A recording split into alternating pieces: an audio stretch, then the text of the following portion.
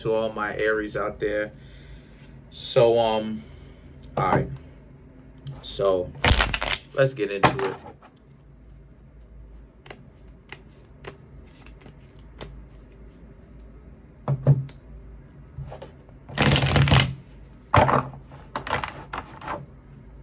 All right, so for the Aries, we have the Tower, the Page of Pentacles, Five of Swords, the Devil, Five of Wands, the Eight of Wands, the King of Pentacles, the Seven of Wands, the Eight of Swords, excuse me, and then you have the Three of Cups. Okay, so no major arcana that represents Aries. You didn't get the Emperor. So for the Aries, right?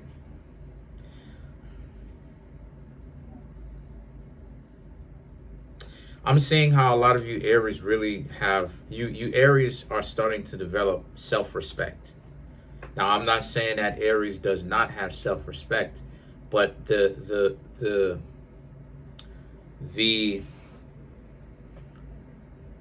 how do I say this? The root or the foundation of where a lot of you Aries self-respect comes from is not rooted in anything that is very strong. And I'm seeing how with the Tower, you're putting aside the petty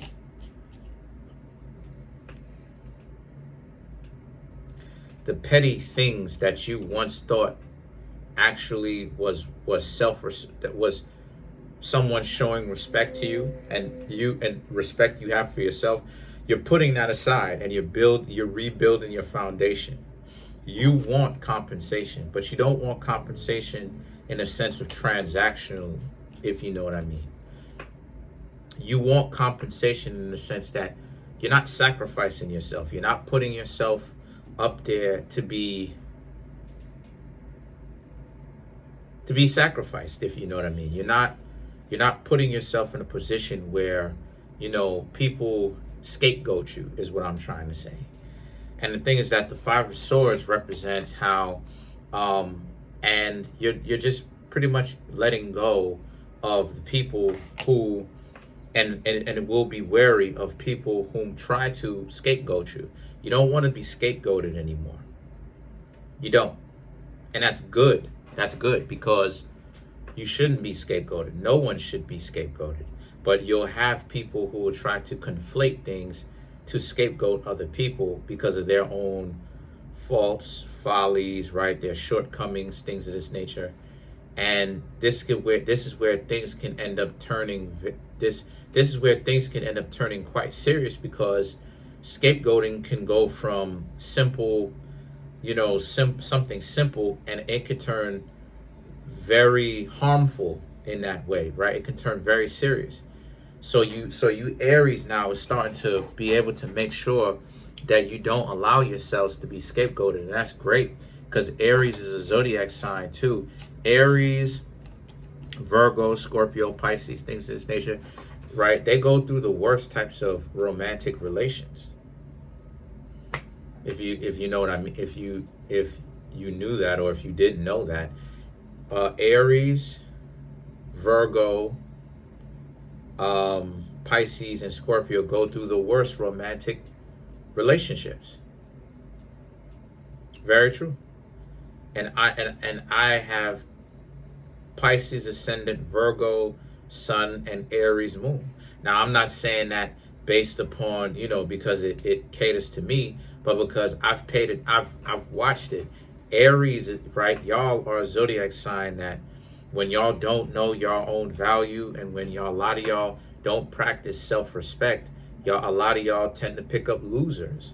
And what I mean when I say losers, I mean people whom, people whom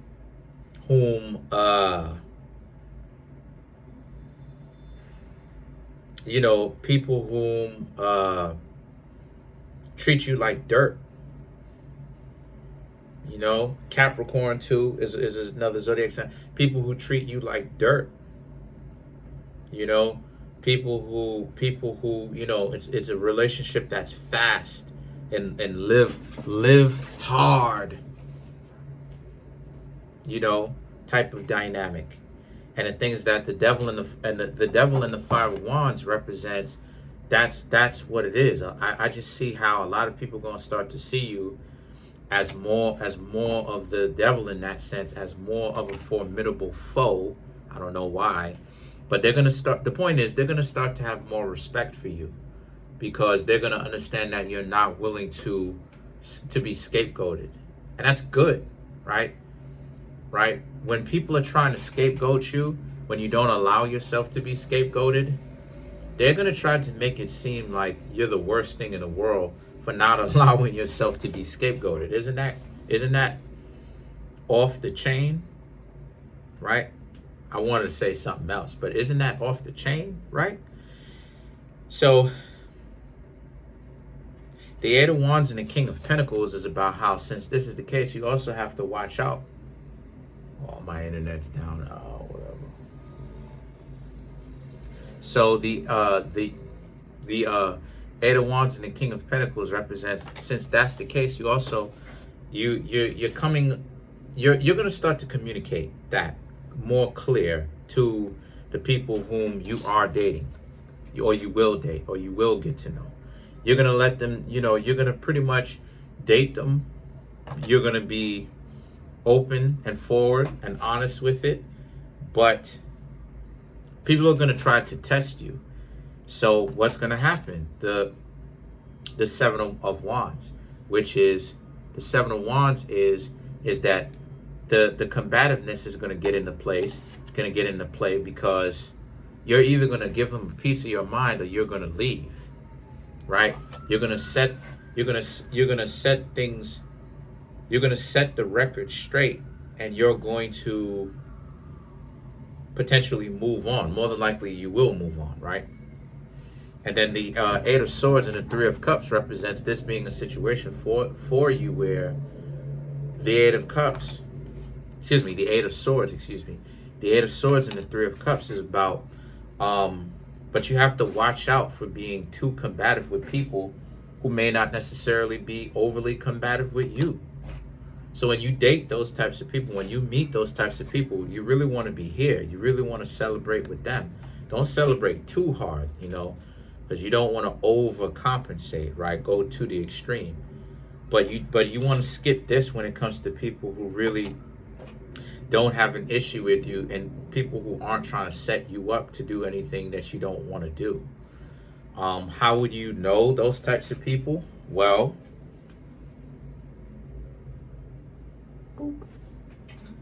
now those types of people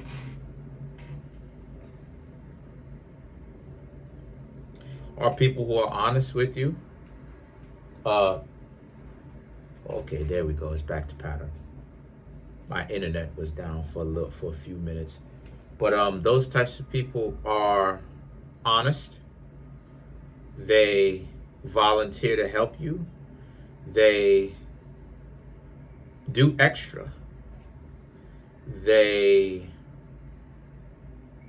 are considerate of what went on with you, and they want you to heal from your past discretions, your pain. They're patient with you. They actually interject very constructive, well-to-do ideas, right? Benevolent ideas that help you profit. That's how you know. The knuckleheads, those are the individuals who try to tempt you into too much vice. So let's clarify some cards. Let's clarify the Devil card.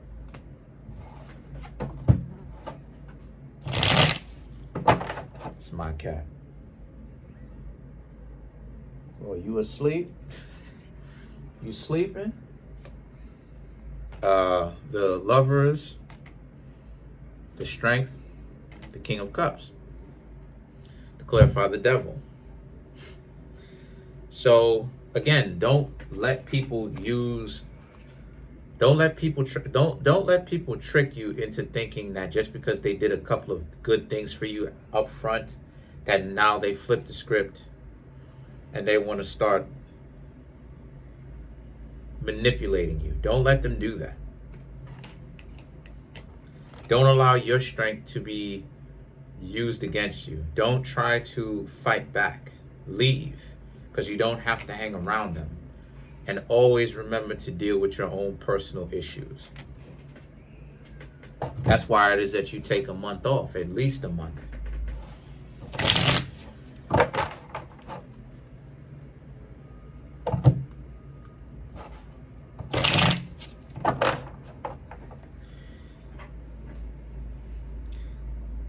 Let's clarify the Seven of Wands.